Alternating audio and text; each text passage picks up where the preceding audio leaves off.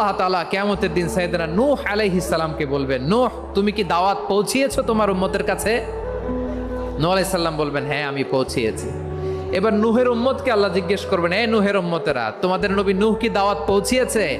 নূহের উম্মত বলবে, না আল্লাহ, আমাদের কাছে কোনো সতর্ককারী আসে নাই, কোনো নবী টবি আসে নাই, কোনো দাওয়াতও আমরা পাই নাই, আপনারাও চিনি নাই, জান্নাতও চিনি নাই, জাহান্নামও চিনি নাই। নূহ আলাইহিস সালাম বিপদে পড়ে যাবেন। তখন আল্লাহ বলবেন, নূহ তুমি বললা পৌঁছিয়েছো, তোমার উম্মত বলে কিছু পায় নাই। নূহ তোমার কি কোনো সাক্ষী আছে? তোমার কথা আর তোমার উম্মতের কথা তো মিলে না।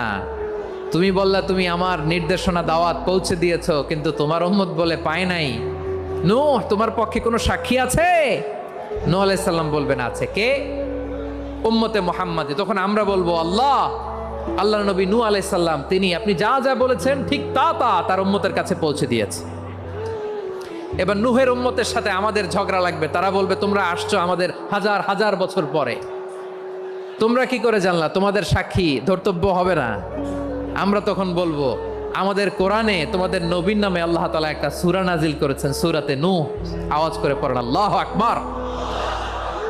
আমরা বলবো, আমাদের কোরআনে তোমাদের নবীর কথা আল্লাহ আমাদেরকে জানিয়েছেন, দিন রাত এক করে তোমাদের কাছে তিনি দাওয়াত পৌঁছেছেন। তোমরা কানের মধ্যে হাত দিয়ে রাখতা, চেহারাটা কাপড় দিয়ে ঢেকে রাখতা, আল্লাহর নবী নূহকে পিটিয়ে ছালা দিয়ে পেঁচিয়ে তোমরা পাহাড়ে তুলে রেখে আসতা। সব আমরা জানি।